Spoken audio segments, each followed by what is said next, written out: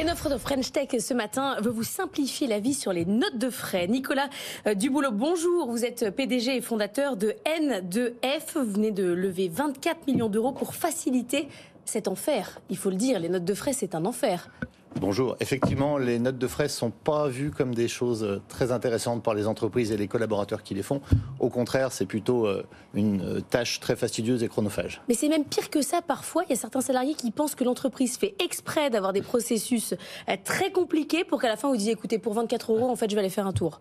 Alors, ce n'est pas le cas des entreprises que nous équipons, et je pense que ce n'est pas du tout ça. C'est qu'en fait, le processus des notes de frais est quelque chose de complexe et qui fait perdre beaucoup de temps à tous les étages, aussi bien quand on a un collaborateur qui sort du restaurant et qui doit faire sa note de frais, qui en temps normal va la prendre, la stocker et en fin de mois va faire sa note de frais, mais il va y passer 2 heures parce qu'il doit remplir un tableau Excel, stocker les papiers, les envoyer à la compta, les numéroter. Le comptable, lui, doit tout ressaisir. Donc effectivement, c'est un process fastidieux si on n'utilise pas des solutions comme la nôtre. Alors qu'est-ce que vous avez changé, effectivement? Qu'est-ce qui fait que vous affirmez réduire par 4 la durée de traitement des notes de frais? Comment? En fait, N2F, c'est une solution qui dématérialise et qui optimise la gestion des notes de frais des entreprises. Alors, comme on a fait, il y a plusieurs niveaux d'action. Premièrement, pour le salarié, ils ont une application mobile sur leur smartphone, ils prennent une photo et nous avons une technologie de smart scan qui va instantanément reconnaître toutes les données. La date, le montant, les multitaux de TVA, etc. Donc déjà, le salarié, au lieu d'attendre la fin du mois pour faire ses notes de frais, il va le faire en direct et à la fin du mois, il clique sur un bouton. C'est très à la mode, mais c'est une sorte d'IA, d'intelligence artificielle, qui reconnaît sur la note de frais, le ticket du restaurant, toutes les informations qu'on doit d'habitude rentrer à la main. Exactement. C'est une IA que nous avons développée en interne et qui va faire tout ça. Après, le traitement de notes de frais a plusieurs étages. Les managers qui doivent vérifier et les comptables qui aussi vont vérifier la TVA et saisir en comptabilité. Avec nos solutions, tout ceci est automatisé, c'est-à-dire que ça va être injecté automatiquement en comptabilité et nous avons des innovations à tous les niveaux qui permettent de gagner du temps. Je vais vous en citer une par exemple, un système anti-fraude que nous appelons la vérification prédictive. Ce système, il va analyser toutes les dépenses du système. Nous traitons plus d'1 million de notes de frais chaque mois. Nous avons 10 000 clients dans 86 pays en 11 langues. Donc nous avons une database très importante et va identifier toutes celles qui peuvent correspondre à la fraude. Ça c'est génial, vous arrivez en fait avec la data que vous exploitez à détecter des anomalies en fait. Mais il y a beaucoup de fraude.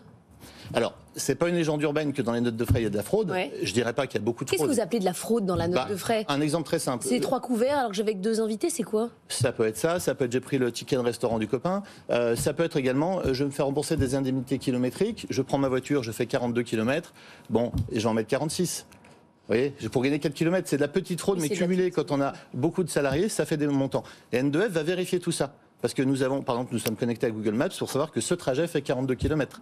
On va détecter que le ticket de restaurant que vous avez utilisé, votre collègue l'avait utilisé un jour ou une semaine avant. Ou, voilà, c'est des choses que nous allons détecter. Alors là, vous levez 24 millions d'euros, comme quoi la French Tech continue de trouver des financements et des investisseurs. Est-ce que c'était compliqué, plus compliqué que vous ne le pensiez au départ?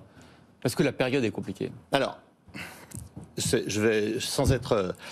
Non, c'était pas très compliqué. Ce que nous avons une particularité assez forte, c'est que nous sommes bootstrapped, donc nous n'avons jamais eu d'investisseurs, et nous sommes rentables depuis plus de 3 ans. Donc nous sommes une société atypique.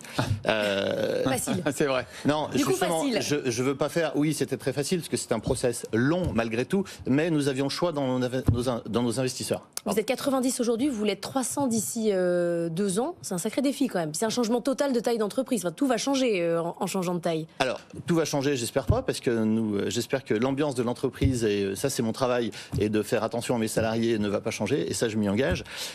Effectivement, mais nous étions encore 20 il y a 20 mois. Donc nous sommes passés de 20 à 90, donc tout ne va pas changer. Mais effectivement, quand j'ai lu tout à l'heure sur votre antenne que la tech, en février, a détruit 36 000 emplois, il me semble, et nous annonçons un plan de 200 emplois, de 200 recrutements, effectivement, nous sommes un peu à contre-courant.